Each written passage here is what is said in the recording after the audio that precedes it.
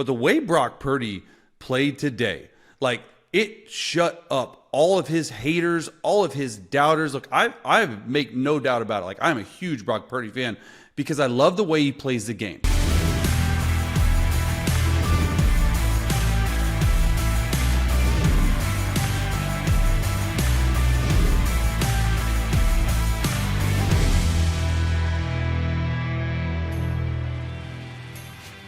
What's up, everybody? Welcome into another episode of Chasin It. Trey Wingo here with Chase Daniel for the 33rd team. And Chase, we have to start with the heavyweight battle between the two NFC Titans, the Philadelphia Eagles and the San Francisco 49ers. It was a rematch of the NFC Championship game, but this time it was the Niners that absolutely punched the Eagles in the mouth, especially in the second half, and didn't stop punching. This was bully ball.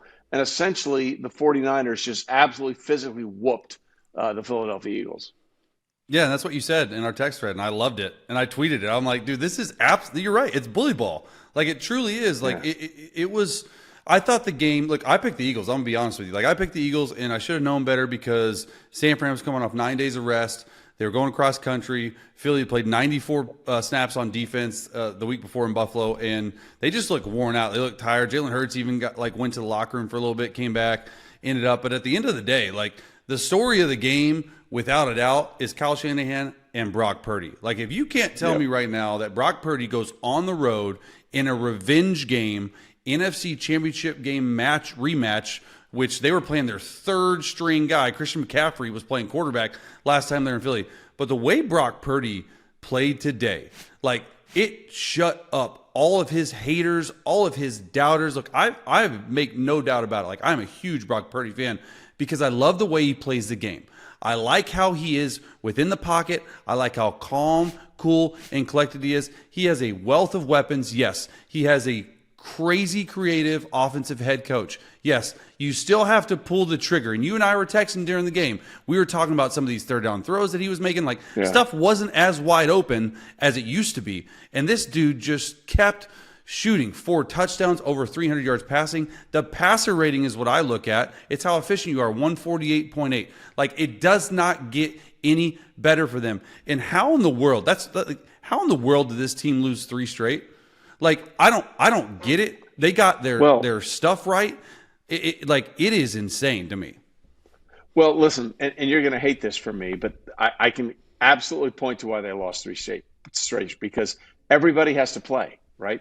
Everybody needs to play. Like, in the NFL, wins and losses are attributed to 2 people, coaches and quarterbacks. And I totally get it, putting it on coaches. I understand because you're in charge of the entire thing. I will never understand why wins and losses are a quarterback stat. You and I talked about it when the 49ers lost to Cleveland.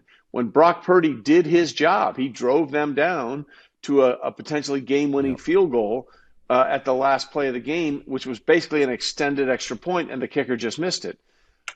When Trent Williams and Deebo Samuel play and do not leave a game because of injury. They left the game because of injury in the Cleveland game, and they missed the next 2 games. The 49ers are 9-0.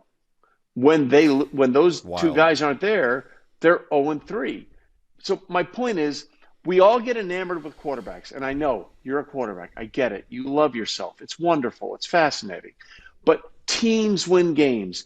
Teams win championships. And what we saw from San Francisco is when their entire team was on the field, they are an immensely talented football team capable of taking it all the way. Yeah, and it starts with Deebo Samuel. I mean, I'm glad you said that because the dude went off 3 total touchdowns. And that's what, you can really tell, the first 3 to 4 games back, he made some plays.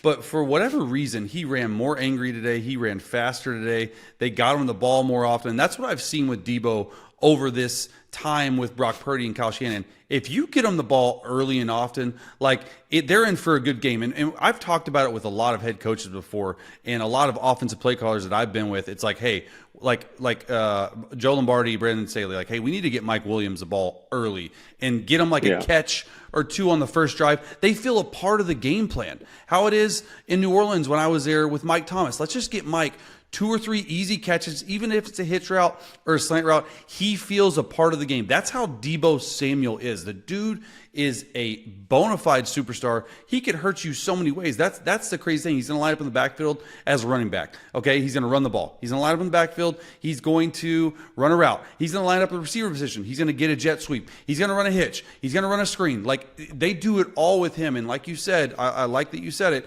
Like, when he's on the field, him and Purdy have that connection. But the other part of the situation, and this guy does not get enough credit nationally, and I'm going to give his credit right now, is Brandon Ayuk.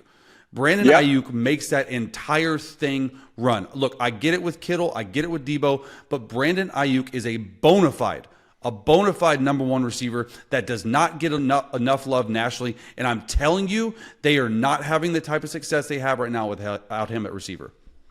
All right, so what do we think of San Francisco? Because if you look at the top 3 teams in the NFC, it's San Francisco, it's Philadelphia, it's Dallas. San Francisco went to Philadelphia, put up 40, and beat them by double digits. San Francisco had Dallas in San Francisco, put up 40, and beat them by double digits. Are the 49ers, in your opinion, the team to beat in the NFC or the NFL?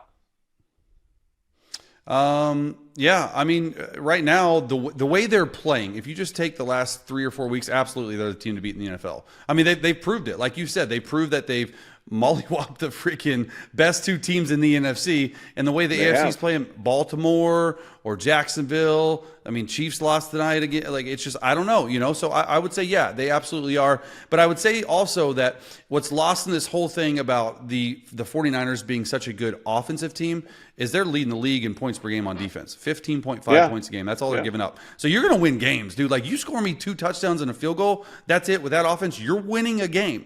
Like, most likely or not, you're winning the game. And so that's what I have not seen with them yet this year is, have they been able to get down quite a bit and like mount a comeback, right? They've been down, they've lost. And that's the biggest thing with Kyle Shanahan, right? He's like 1-36 when they're trailing at halftime. Some crazy stat out there. It's like they haven't done that. So I just want to see, I want to see them tested. And I just don't know, looking at the rest of their schedule. I mean, they whooped Dallas, they whooped Philly. Like, I don't know what the rest of their schedule holds, but if they keep winning right now and Philly has a huge matchup in Dallas next week, like, if they're all 10-3, 11-3 at one point, it's going to be interesting to come down to see who gets that number 1 spot.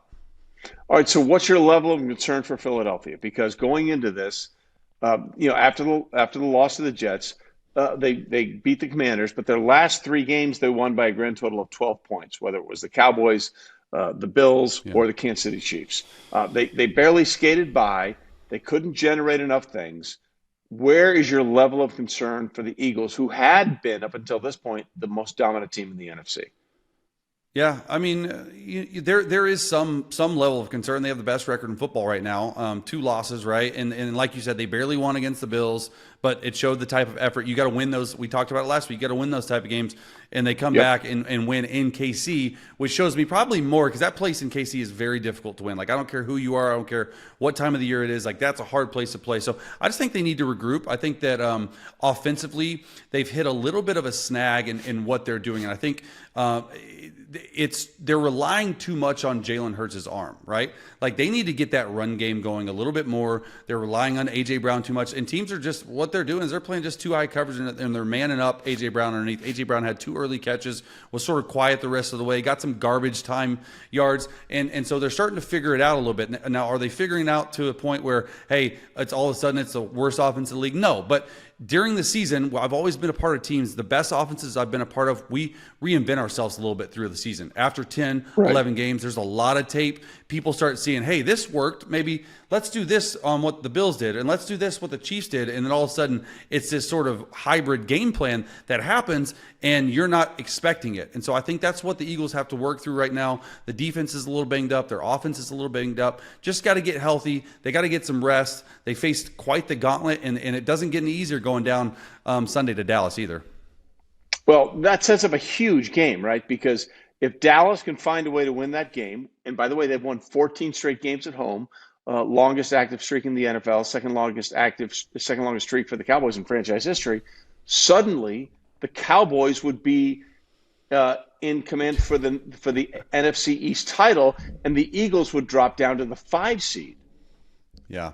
Yeah, I mean, it's wild. And that's what we talked about. I talked about it on TV a couple days ago, just the battle of the NFC East and how it's going to come down to, and we were talking about it before the show, it's going to come down to the last few, like so many things are going to change, right, in the next 5 to 6 weeks. And this is what it's all about, because you look at the top and everyone in the AFC and the NFC, they're both clamoring for that one spot. There's 3 or 4 teams that are alive for that one spot. And then you look at the bottom, the 5, 6, 7 seeds, there's like 6 teams on the AFC and 6 teams on the NFC side that are both clamoring for it. So I'm excited about this Dallas game. But I mean, another short week because they play and they got to go down to Dallas. They're traveling. Dallas is absolutely electric at home. Okay, Dak and the Cowboys are averaging 41 points per game at home. It's the 3rd highest points per game at home in NFL history. Like, let that sink in. So the Eagles better score some points. That Dallas defense is rolling.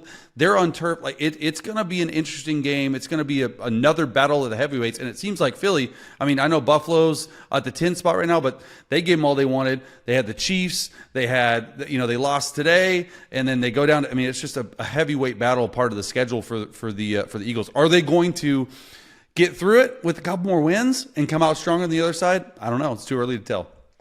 It's really weird because it looks like we're doing the same thing all over again with Philadelphia at the end of the regular season. Last year, Jalen Hurts got injured, missed a couple of games, and they had to have that last win in Week 18 to secure the number 1 seed and make sure they were good to go and have the bye and everything else. Jalen gets banged up a little bit again today, goes and gets evaluated for a concussion. We know he's dealing with a bruised knee. It just feels like for the second straight year, the Eagles are kind of limping to the finish. They made it to the Super Bowl a year ago. They very well could make it to the Super Bowl this year, but it doesn't feel like as we get closer to the end of the season, they're firing on all cylinders. You mentioned the Kansas City Chiefs. In the Sunday night game, we saw the Chiefs fall to 8-4 as the Packers beat them. The thing that was interesting to me in this game is that this was the first time in 16 games that the Chiefs defense surrendered 24 or more points. They had gone 15 straight games without giving up 24 or more points. And it wasn't pretty. It wasn't like fluid for most of the game. But the Green Bay Packers are now in the middle of the playoff hunt in the NFC, and Jordan Love grew up right before our very eyes. Yeah, I mean, the story of the game, like, I don't care about Patrick Mahomes or the horrible officiating on that last drive in the whole game. It was beyond horrible. 3 missed calls. The missed DPI is a game-changing DPI, okay? Correct. They missed the call on Mahomes that should not have been, whatever it is. That was a horrible call. And then MVS was going backwards. The clock should have – so – it's just overall a horrible, horrible day for officiating throughout the league. It needs to get fixed. We need full time. We're not going to talk about that. We're going to talk about Jordan Love. Okay, listen to this stat about Jordan Love. Crazy. Never would have thought it, and we just talked about Brock Purdy. It's Jordan Love's 4th game this season with 3 touchdown passes, no interceptions. Okay, it's tied for the league with Brock Purdy. No one would have thought that. It's wild to me. He is growing up before our eyes. And I've done a deep dive on Jordan Love the last couple weeks against the Lions, the Chargers. I watched intently tonight. And what I saw is a guy that is no longer they're no longer losing because of him. And I'm not saying they were losing because of him. They maybe weren't winning. Now they're winning because of him. And that, to me, is a telltale sign of a quarterback that grows up, okay? It's not like, hey, we sort of got to game manage them, hope we stay in it, which they were doing early in the year, and it showed by LaFleur's play calling. Like, it just wasn't aggressive. Now, this game plan against the Chiefs defense, which was number 1 or number 2 heading in, was excellent. Like, you got to give LaFleur his flowers because they had a excellent game plan. It was a bunch of kill, can, which means, hey, we're going to this play versus one look, this play versus another look. They were calling 3 plays at the line of scrimmage, Trey. Like, that to me just shows the mental aptitude on what Jordan Love can go out there and run an entire offense. And that's what you need versus a team like this with the Chiefs that blitzes a lot, throws in tricky cover 2 coverages, gets out, drops 8. You got to have all these type, and they were able to run the football, ran for over 100 yards. That's the key versus Chiefs team. The Chiefs got 1 drive in the first quarter. One drive. You know what the fastest way to frustrate the best player in football? Give them one drive in the first quarter. They had three and a half in the first half. That's it. The first half lasted an hour 20, and it was nuts. So, like, all this matters with the Packers. And right now, 6-6, I think they're the 5 seed, which you would have told me this a month ago with these young rookie receivers, young rookie tight ends, or best tight ends out. They've had some injuries. It's a piecework offensive line that's gotten better. They're just consistently growing. They're the youngest offense in football right now. It's really impressive to watch. Well, they're one of the youngest teams in football, and we'll get to what this means for the playoff picture in the NFC in a minute. Where is your level of concern for Kansas City? Because once again, to me, the difference in this game was what happened in the red zone in the first half. The Packers went down there and scored 2 touchdowns. The Chiefs drove right down the field twice, had had penalties, had sacks, and that was the difference in the game.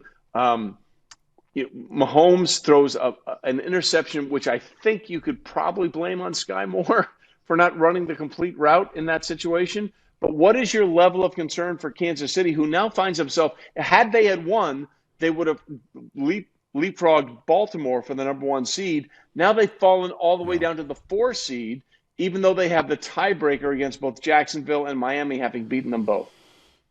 Yeah, well, I mean, you got to be a little bit concerned because they're not doing it on offense this year, man, for whatever reason. Nope. And the reason is the receiver room, and Kelsey is for the most part been under wraps. Only 700 yards, 5 touchdowns. We're saying only. He's going to be in the Hall of Fame, but it's not Kelsey-like numbers. They're not moving the ball. They're averaging an entire touchdown less points per game. Okay, 6 less points per game than they were last year. So, and I just go back to I go back to the receiver room. Like, there's just not, like, I just wonder, like, I really wonder, and I talk about this all the time with some close friends. Like, if they would have just gone out and got a true number 1 receiver, like MVS, I love you, dude. Go out and get a $20 million. It ain't happening. And go out and get a true number 1. Yes, like he was available, like someone like that to really be able, on the other side of Kelsey, to complement it. Pacheco got kicked out of the game for throwing a right hook. Like, he's playing all right, but you lose him. And it looks harder for that offense to move the ball. I think that's the biggest thing. Like, it looked easy for so long. When they're making plays and moving the ball now, it looks difficult. Like, it's like Mahomes having to make a superhuman play almost every series, where it was like 1 or 2 a game in the past couple years. So he's probably pushing a little bit. He's probably pressing. So it just doesn't look good if you're a fan of the KC Chiefs offense right now. The defense got whooped a little bit tonight. They'll be fine. They'll be regrouped. And at the end of the day, like, dude, we're talking about Patrick Mahomes, right? He's got that Mahomes magic. He's the best player on the planet. Like, they'll get it right, but they better hurry up or they're going to be playing on the road come January and February. By the way, that's something that's never happened. Patrick Mahomes has never played a road playoff game in his career. That's crazy. Since he became the starter full time, discounting the 1 start he had his rookie year 2017, the Chiefs have only hosted AFC Championship games. Before he got there, they had never hosted an AFC Championship game.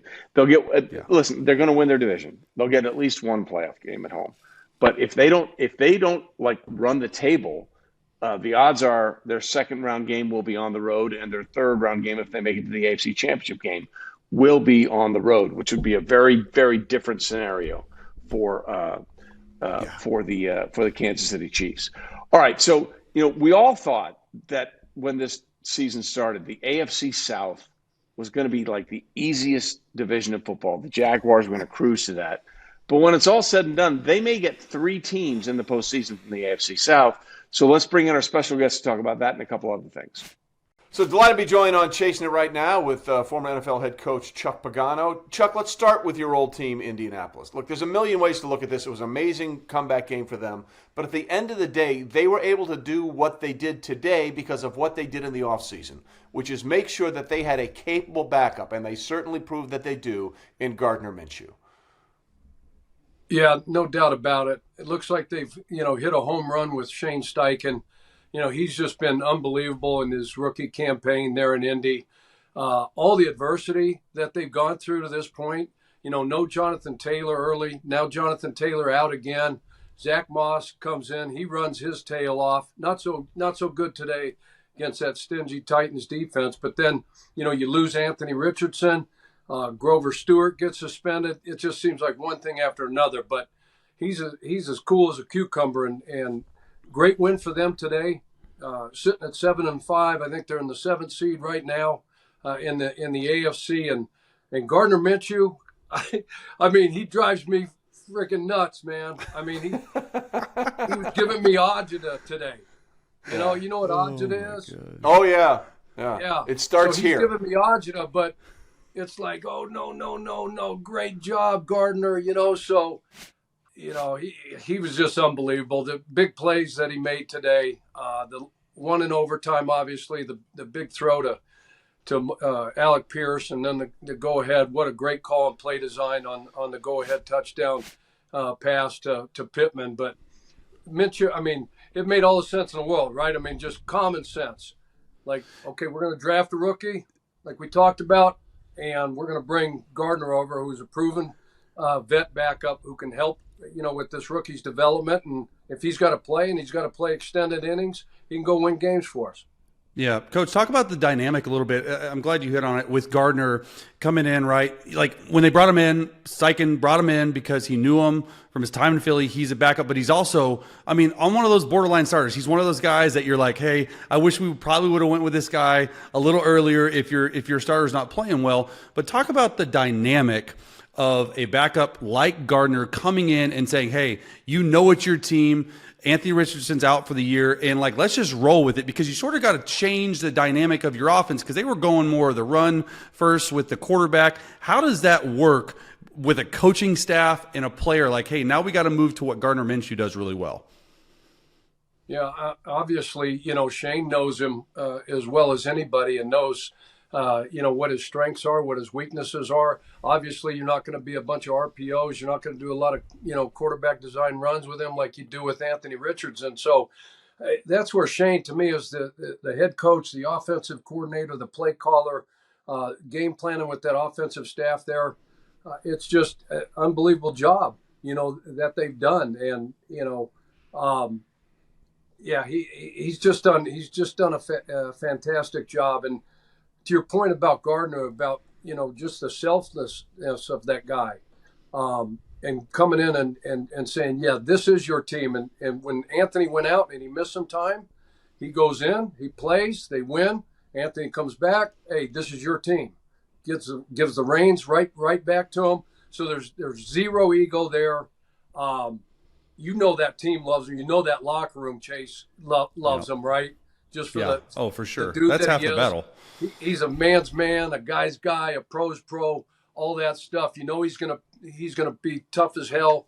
He's a top competitor, all that stuff. Yeah, he's gonna have some miscues, but we can all put up with that as coaches and players, right? If a guy makes a mistake, it isn't because of lack of grit and competitiveness and toughness and the way the guy prepares. So, what a great gift for them.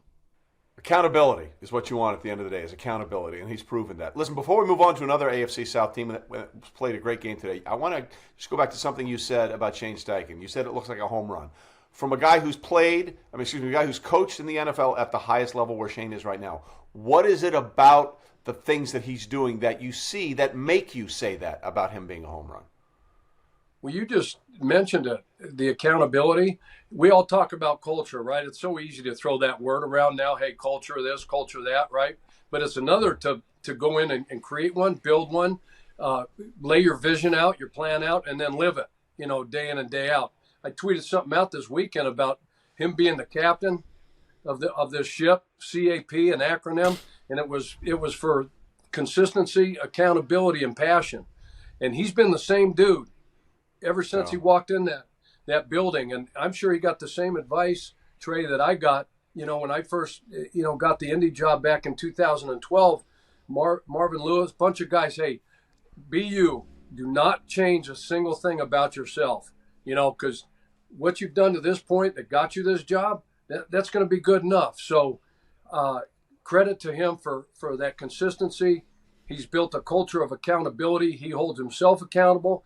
He holds the players accountable, and not just, it's every one of them, and he just and he's very passionate. You watch him in that locker room with his team, He's a top competitor.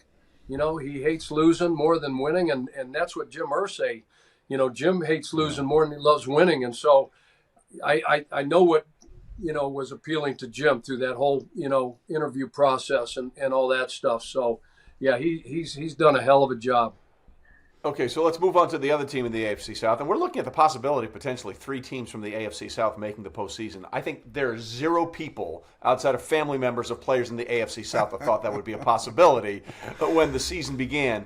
You can't say enough about what we saw again from the Houston Texans because, Coach, the Denver Broncos came into this game as hot as anybody. They had a 5-game winning streak, tied for the longest active winning streak with the Philadelphia Eagles at the start of the day in the NFL. Their defense had been playing unbelievably well. They light them up for points in the first half. They hang on in the second half and come up with a huge turnover to seal the deal. Yeah. What impresses you most about what we're seeing out of the Houston Texans? Yeah, rookie head coach, rookie quarterback. The way he's got that defense playing, it's very reminiscent of, my first year, and I missed, most of the year, obviously. We all know the story. Right. But, rookie head coach, rookie GM, rookie quarterback, and Andrew Luck. It's just phenomenal. And it starts with D'Amico, his temperament. He's a defensive guy. That showed up today. I think Denver was 0 for 11 today on third down. And they didn't get going until the second half and had a chance there late. And I think they get their third interception of the game, right, to seal that win. And Chase, you saw it. I watched the play. They ran double post. They probably figured they're going to get quarters, and it's wide open, but he gets pressure, and Russell's got to spin out of it, right? And then he throws it too late, and the corner gets to come off and makes the great interception. So I love what D'Amico's doing on defense. It sure looks like, he hit a home run, and Bobby Slowick Jr., the offensive play caller down there, an absolute home run with the quarterback. What are you going? C.J. Stroud is. We talk about him a lot, on the 33rd team, and Mike Martz has got. You guys all know who he's compared him to. Going through. Mike's had as good a players and coaches, as good a quarterbacks as there is. So, he knows better than anybody. So the way that guy's playing, Will Anderson Jr., Nico, it looks like, Tank Dell might have, you mentioned earlier, Trey, might be done, with a serious. Looks like a fractured leg. Yeah, it looks like a fractured leg. Man. But, that pick, and that was CJ, I guess. I just learned that today, right? He convinced, D'Amico and the personnel, the evaluators there, Nick Caserio, to bring this guy in. And Nico Collins, Christ. You can go on and on and on. So, great story down there in Houston brewing.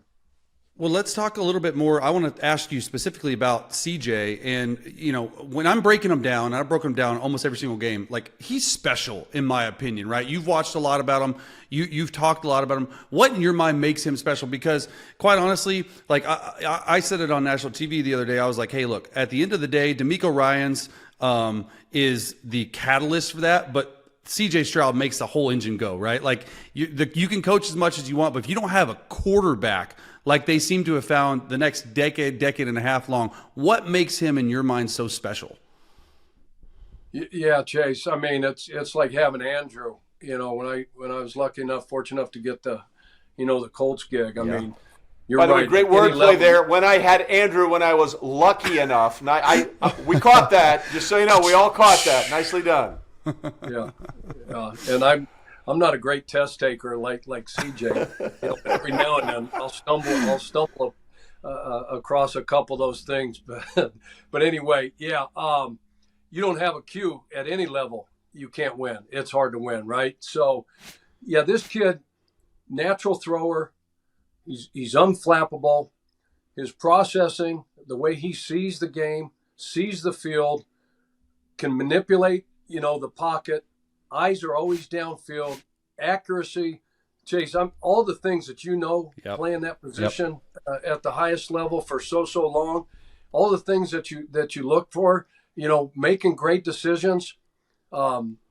Orlovsky Dio always talks about problem solver. He looks like he can. There's some bad situations that may start to happen. Maybe things at the line of scrimmage. He's solving problems, and he's just that ball comes so effortlessly off his hand. Quick release. And he's in the release and the accuracy, and the human being side of it. He just seems like when you get to know this guy and you listen to him talk, and then you listen to everybody else talk about CJ, he just seems like a special human being. Why do you think he's able to have success so early, though? Because that's the biggest thing. You talk about Andrew Luck, you talk about all these other quarterbacks, and I've been around some rookies. They have not been successful in the first year. Do you think it's Bobby Slowick's play calling? Do you think it's the pedigree from Ohio State, how many big games he's played in? Like, that's when people don't understand. When I turn on the tape and we actually break it down and look at the Ultimate 2, he looks in no way like a rookie quarterback. He's not scared to make throws. He gets the ball out quickly. He always has an answer. Why do you think that is? Yeah, you're right about that. He's not afraid to make those throws, and I just think, to your point, Chase, like, he's played a lot of football, right? And he's played it, at the highest level coming in. So he's got the experience. I think he's out to prove, a lot of people. He plays with a chip on his shoulder, I believe, because of what everybody said, coming when he came out and all that stuff, but. Yeah, I just think the way he sees the game and the way he processes, Bobby Slowick, absolutely. That the system, the Shanahan system that he runs, I think it's obviously when you look at San Fran and you look at Kyle Shanahan and what he's done specifically at the quarterback spot, what Brock Purdy was able to do coming in as Mr. Irrelevant in that system, in that offense, I think it's quarterback friendly. But you still have to have, a brain.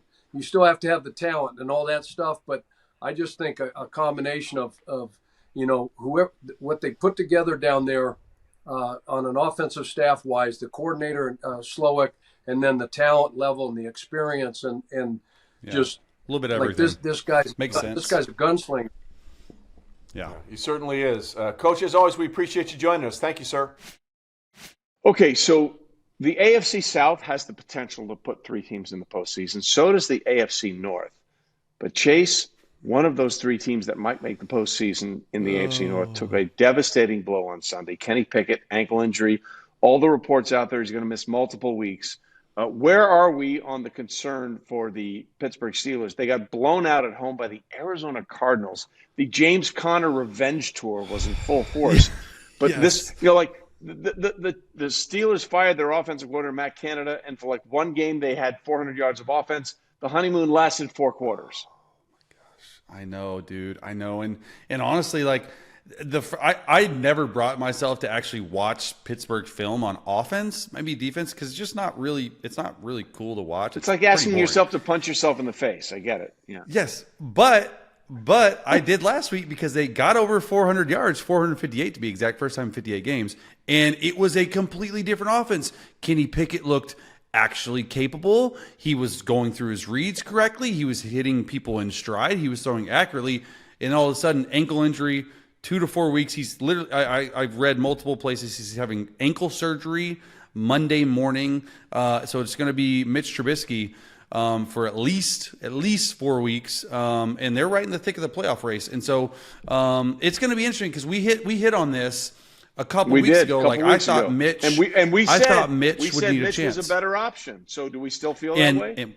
Well, we're going to see. We're going to see. I don't ever, because I've done it. I don't ever judge backup quarterbacks going into a game cold when you have a 21-point deficit, because it's just you're throwing. You don't get a whole week of practice. So it'll be interesting to see what he does. I think they'll be able to run the football with him a little more. I think they'll probably put some RPO stuff in because he feels really comfortable with that. Some zone read stuff, use his legs. And look, at the end of the day, Pittsburgh always has a chance because of their defense, okay? But today, I mean, dude, the Arizona Cardinals whooped up on them. So there is a level of concern for me there, especially because I actually liked Pickett. And it's going to be interesting to see how this new quarterback coach who's calling plays for them and Mitch Trubisky work together, see if they can get something going together, because today was not it.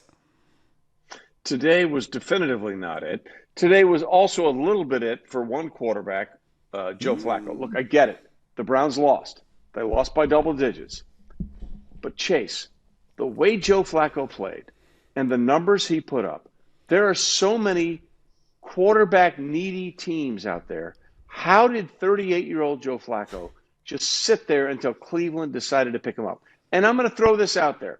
If the Jets had done what the Browns had done, just brought Joe Flacco in there and taken care of business, they might not be hopelessly out of the postseason picture. It makes zero sense to me. We've talked about it this whole year. We've been huge Joe Flacco fans. Absolutely. The dude has played exceptional ball. And today, I mean, the way he started the first drive, 6 of 7, like 56 yards, a touchdown, and they finished. He threw that bad interception late. I don't care. He'd been on the couch. But he played amazing. That's the biggest thing, right? These backup quarterbacks, like you have people that can play football at an extremely high level and just ultimately give you a better chance to win. And that's what the biggest thing for me is the Jets, right? You hit it, the Jets. How can you let this happen to you where you're so far down the quarterback line? You literally you benched your third stringer today, Tim Boyle, and you went with your fourth stringer, Trevor Siemian. Okay, you're trying to find a spark.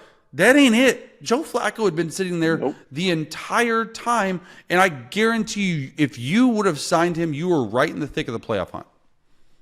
Listen, here's his line from today. 23 of 44, 254 yards, 2 touchdowns, and 1 bad interception. You know what I can promise you? There's not a Jets quarterback this season that completed that many passes for 254 yards and 2 touchdowns. Like, it doesn't exist. It makes no sense. And by the way, let's just be clear about this also. If Aaron Rodgers thinks he's miraculously healed and wants to come back and play, who am I to stop him, right? Who are you? But what are you doing? Okay? The Jets are now 4-8. Yeah. The Jets are now 4-8. Only the Patriots have a worse record in the AFC than the New York Jets. There's no chance in hell they're making the playoffs. So if you're Aaron Rodgers and the Jets, what are you bringing him back for? What are you rushing this process for? It's not for team. It's not for potential to get into the postseason. If you guys decide to do this, it's for Aaron Rodgers' glory, and that's it. And you are risking the idea of re-injuring the Achilles and then having next season in jeopardy for Aaron Rodgers. So if you are all in on Aaron Rodgers being your quarterback for the Jets, and if you as a franchise are deciding that this is the most important thing we have, what in the hell are you even thinking about playing him this season for? I have no clue. I mean, that's a great question. And at the end of the day, I mean, the person who's going to make the decision is Aaron Rodgers. And so if Aaron Rodgers tells that franchise why is Aaron that he Rodgers wants to making play, that decision? Chase, why would Aaron Rodgers I think he make wants that to prove decision? something. I think he wants to prove something. Right. They're not making the playoffs. It has nothing to Yeah. do with what the Jets can do. So is this about you showing that you beat medicine? Congratulations. It has to How be. does that help you? How does that help you? Like, what's the win for you and what's the win for the team? Because the guy that came back the fastest ever in NFL history from an Achilles, running back Cam Akers, guess what he did? He re-injured the Achilles. And now if you're Aaron Rodgers and you do that, you're putting 2024, 2025 season in jeopardy. Yeah. This is the dumbest thing ever. No one should even entertain the idea of Aaron Rodgers playing this season. I think that I'm more interested in the doctor or doctors that actually cleared him to be practicing, because that to me is more interesting and more things at work there, because I just can't imagine, like, you're the team doctor for the Jets and you sign off on him. If he gets re-injured, if he plays, it's your ass. You cleared him. Right. You cleared him. So all this at work, you're not just the Aaron Rodgers. Look, Aaron Rodgers is a big boy. He can do what he wants, but I don't understand it as well. If you're doing this, you're doing it for personal glory. You're not doing it for the glory of the team. It's very simple. You're doing it just to prove that you could do it. And at the end of the day, is that worth the potential risk of hurting yourself and putting the next season in jeopardy? It's just that simple for me. No. All right, time for Sunday shout-outs as we close this thing up. You have a former teammate of yours that you'd like to recognize? Keenan Allen, baby. Okay, let's go. He had 58 yards receiving. He just crossed the 100 reception threshold. He has 102 catches this year. 1,175 yards, 7 touchdowns. He's averaging a little over 11 yards a catch. He's 31 years old, Trey. I play with him, one of my favorite teammates all the time. How does he just keep doing it? It is insane. In the separation, like when I was with him, I'll tell you what, this dude was the hardest worker. Okay, in the building, he just consistently did the right thing, and he's not even that fast. He's not even that fast. Yeah. He is an exceptional route runner. Like, he's I would so put mad him at you right in now for saying top that. 10 to 15. He's so mad. Oh yeah, he's so mad. I gotta get him a little he's bit. Not super fast right now. Come on. Yeah, well, I mean, you know, you're not, bro. Like we're part of the old men club. Like that's what we always call ourselves. This is funny, but like the dude is still doing it, and he's got to be top 10, top 15 route runners in NFL history, in my opinion. Hall of Fame career. He's still doing it. Probably got 3 or 4 more years in, making a ton of money. Like, Sunday shout out Keenan Allen, baby. Yeah, I'm going to follow that up with another wide receiver. My Sunday shout out is Mike Evans. 10th straight season. Good one. He's had at least 1,000 receiving yards. And there were a couple that came close. Like one year he had 1,036. I think one year he had 1,004. Like he barely crossed it. But why is that significant? Well, look at the quarterbacks that he's had to deal with over his career in Tampa Bay. There's been a few. Outside of 2 years with Tom Brady, it's been like, who are these guys throwing to Mike Evans, right? Yeah. And why is a 10th straight 1,000-yard receiving season significant? Because there's only one player in NFL history who has a longer streak of 1,000-yard receiving seasons, and that's the GOAT, Hall of Famer Jerry Rice. Jerry Rice had 14 straight receiving seasons of at least 1,000 yards. And oh, by the way, there was a time a few years ago when Jerry Rice was named the greatest player in the history of the NFL. Not the greatest wide receiver, the greatest player to ever put on shoulder pads and a helmet. So if the list is Jerry Rice and you, and that's the only 2 people that have at least 10 consecutive seasons of 1,000 receiving yards, then you are Hall of Fame worthy. And I go back to the love affair so many had, Chase, with Johnny Manziel when he was at Texas A&M the same time with Mike Evans. And as it turns out, it might not have been Johnny Football. In all likelihood, it was probably Mike Evans making all those plays, because one of them is still playing in the NFL and cranking out production at a high level. The other one is doing a Netflix series admitting he never studied tape.